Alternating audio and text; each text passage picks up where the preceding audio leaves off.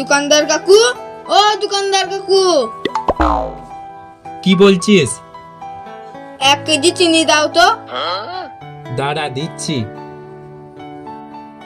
আবার 1 কেজি চিনি ভরবো? তার থেকে ওই হাফ কেজি 2 প্যাকেট রাখা আছে ওই দিয়ে দিগা। এই নে।